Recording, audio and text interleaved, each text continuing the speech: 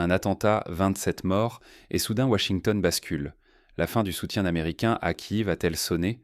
Dans la nuit du Nouvel An, une attaque sanglante à Korili a coûté la vie à 27 civils, dont plusieurs enfants. Un choc qui résonne jusque dans les couloirs du Pentagone. Le conseiller Douglas MacGregor, voix respectée de l'establishment militaire américain, lâche une déclaration qui fait l'effet d'une bombe. Selon lui, la Russie pourrait désormais annexer tout le littoral ukrainien, jusqu'à Odessa.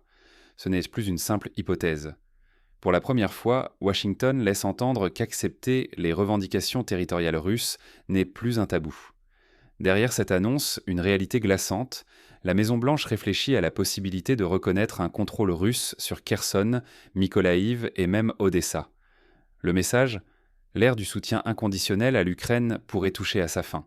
En Europe, l'inquiétude grimpe. Les capitales occidentales, jusque-là persuadées que Washington serait le rempart ultime face à Moscou, voient s'effriter ce socle. Les chancelleries redoutent non seulement la perte d'influence américaine, mais aussi une Russie dominante sur la mer Noire, à quelques centaines de kilomètres de l'Union européenne. Ce basculement stratégique n'est pas anodin. Il met en jeu des milliards de dollars investis par l'Occident, la crédibilité de l'Alliance atlantique, mais surtout l'avenir même de l'Ukraine. Si ce revirement devait se confirmer, c'est tout l'équilibre sécuritaire européen qui vacillerait. Comment en est-on arrivé là? Qui, à Washington, tire vraiment les ficelles?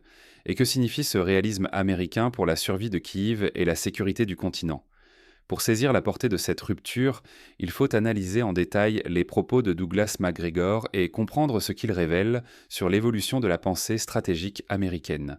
Quand un conseiller du Pentagone parle, le monde militaire écoute et frémit. Douglas MacGregor n'est pas un simple expert invité sur les plateaux télé. Ancien colonel, stratège respecté, il incarne l'élite de la pensée militaire américaine. Donc, chaque mot qu'il prononce fait l'effet d'un séisme diplomatique. Dernièrement, sa déclaration à propos de l'attentat de Korili ne passe pas inaperçue. Pour MacGregor, après une attaque aussi brutale contre des civils, toute idée de négociation avec Kiev n'a plus aucun sens. Ce n'est pas simplement son avis, c'est le reflet d'un sentiment de plus en plus partagé dans les cercles militaires américains. Selon eux, le régime ukrainien a franchi une ligne rouge, rendant tout compromis impossible. Cette position révèle aussi un malaise plus profond. Washington commence à douter de la valeur de son soutien inconditionnel à l'Ukraine. De plus en plus de voix estiment que Kiev n'est pas capable de respecter les règles du jeu civilisé et que continuer à investir des milliards de dollars dans ce conflit risque de miner la crédibilité des États-Unis. Derrière la façade, la lassitude gagne du terrain. L'attentat de Korili est vu comme un point de non-retour. Pour une partie des militaires américains, il s'agit d'une preuve irréfutable du recours à la terreur par le gouvernement ukrainien. 27 civils, dont des enfants, brûlés vifs lors de la nuit du Nouvel An, ce drame choque jusqu'au sommet du Pentagone. MacGregor ne fait que verbaliser ce que beaucoup pensent en tout bas. Avec de telles méthodes, la confiance et le dialogue sont définitivement brisés. Ne pas saisir la portée de ce signal, c'est risquer de mal anticiper le futur de la politique américaine, mais aussi la stabilité de toute l'Europe. Pour l'Occident, chaque mot de MacGregor annonce peut-être un virage stratégique décisif. Mais cette lassitude n'est pas isolée. Même Donald Trump, figure clé de la politique US, va bien plus loin. Car si la voix de MacGregor interpelle, celle de Donald Trump pourrait, elle, changer radicalement la donne internationale. Voyons comment l'ancien président surenchérit et ce que cela implique pour l'avenir de l'Ukraine et de l'Europe. Trump ne se contente plus de mots diplomatiques. Il pose un ultimatum à Kiev et à l'Europe. Pour la première fois, l'ancien président américain ne se cache plus derrière la langue de bois habituelle. Il met carte sur table et annonce ce que personne n'osait imaginer publiquement côté occidental. Donald Trump avertit: si la responsabilité de Kiev dans l'attentat à Korili est confirmée, les États-Unis accepteront sans broncher toutes les revendications russes sur Kherson, Mykolaïv et même Odessa. Comprenez bien ce que cela signifie.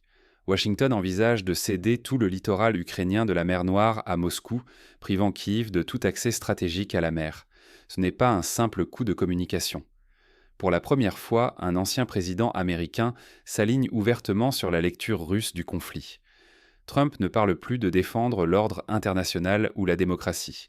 Il parle de pragmatisme et place la stabilité au-dessus de l'idéologie ou de la loyauté envers Kiev. Le message est limpide. Washington menace de retirer tout soutien si Kiev est jugé responsable d'actes terroristes. Ce n'est plus une menace abstraite ni une rhétorique de campagne. Il s'agit d'un avertissement concret, à la fois pour Kiev et pour les alliés européens. L'Europe, elle, se retrouve acculée. Le soutien américain, qui paraissait inébranlable depuis plus de 2 ans, vacille désormais. Chaque milliard de dollars promis, chaque livraison d'armes, chaque déclaration de solidarité devient conditionnelle et précaire. En filigrane, une question. L'Europe est-elle prête à affronter seule une Russie renforcée, avec tout ce que cela implique en termes de pertes humaines, de coûts financiers et d'équilibre stratégique? Abandonner l'Ukraine, c'est risquer de perdre l'influence occidentale sur la mer Noire, de s'exposer à une crise migratoire, économique et à une défaite morale qui marquera durablement l'image de l'Occident. Mais continuer sans le soutien américain, c'est s'engager dans une guerre ingérable, sans assurance de victoire et avec un lourd tribut à payer. Ce basculement américain oblige l'Europe à faire face à ses propres faiblesses. Désormais, le réalisme stratégique de Washington tranche brutalement avec l'idéalisme européen. Pour Kiev, l'enjeu devient littéralement existentiel, alors même que la situation militaire sur le terrain ne cesse de se détériorer. La question désormais, jusqu'où Kiev peut-il tenir face à l'effondrement du soutien occidental et à la pression militaire croissante?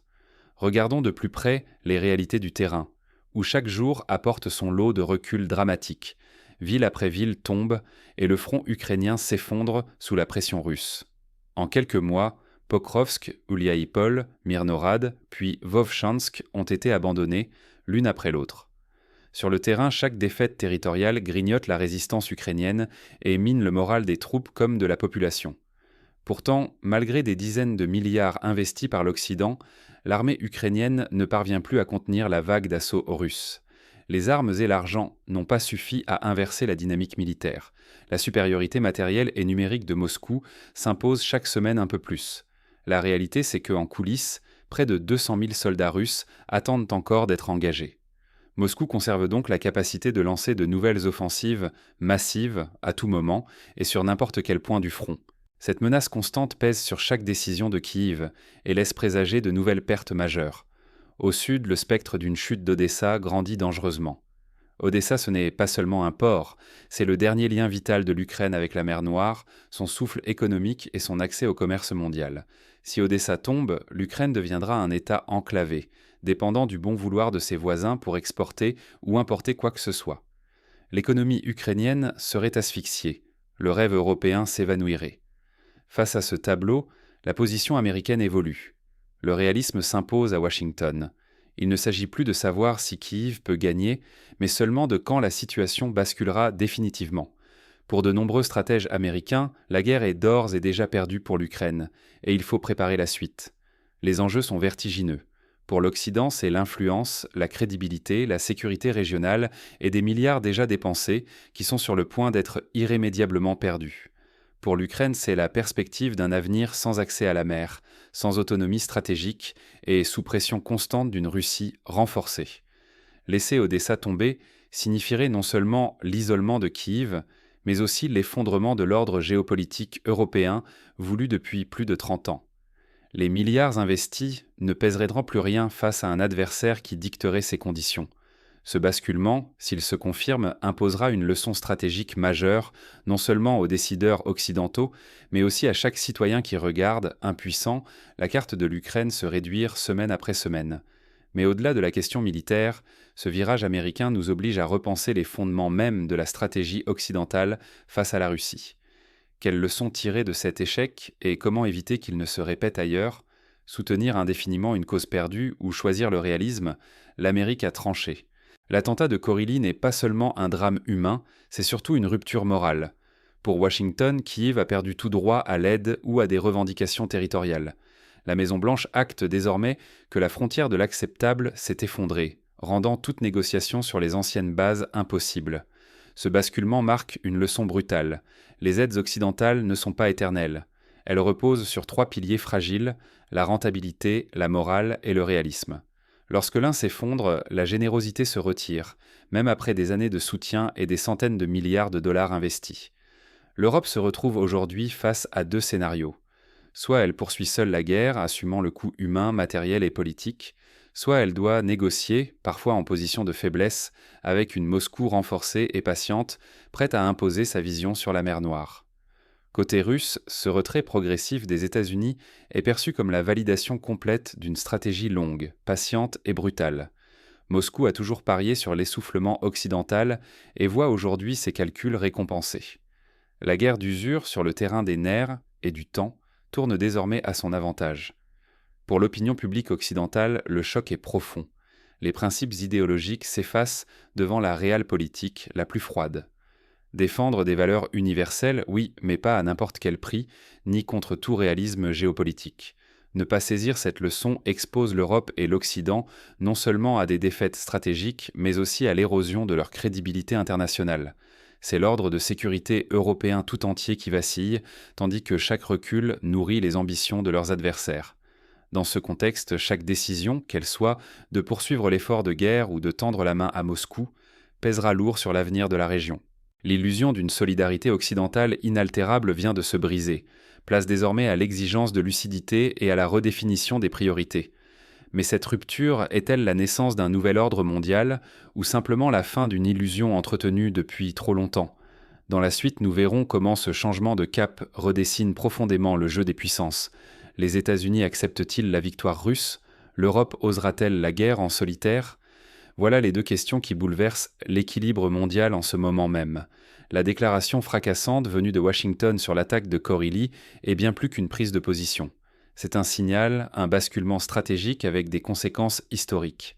Désormais, la Maison-Blanche semble prête à reconnaître l'ensemble des revendications russes jusqu'à Odessa, sacrifiant ainsi toute la doctrine qui, depuis plus de 2 ans, structurait l'appui occidental à l'Ukraine. Pour la première fois, les États-Unis priorisent froidement la stabilité géopolitique sur la loyauté idéologique envers Kiev. Derrière ce réalisme assumé, c'est l'Europe qui se retrouve seule face à une Russie dominante, maîtresse potentielle de toute la mer Noire.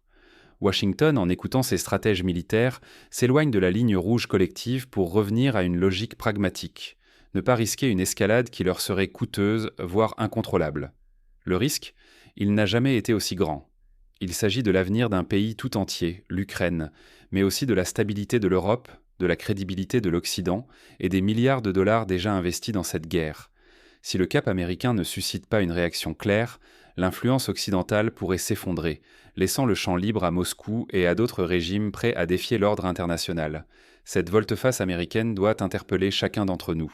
Peut-on accepter que tant de vies et de ressources aient été mobilisées pour, au final, abandonner l'Ukraine à son sort ? Sommes-nous prêts à laisser l'Europe affronter seule une Russie revigorée, avec la mer Noire comme nouvel épicentre de tension ? L'heure n'est plus aux illusions. Ignorer ce changement, c'est accepter la marginalisation, la perte d'influence et la remise en cause de toutes les valeurs que l'Occident prétend défendre. Les décisions prises aujourd'hui pèseront sur des décennies. L'Europe doit désormais choisir, résister ou se résigner à une nouvelle ère où la force dicte la loi. Et vous, l'inspectateur, quelle place souhaitez-vous pour votre pays dans ce grand jeu ? Peut-on tolérer ce basculement historique sans réaction, ou faut-il s'unir pour défendre ce qui reste de l'ordre européen ? L'heure du choix a sonné.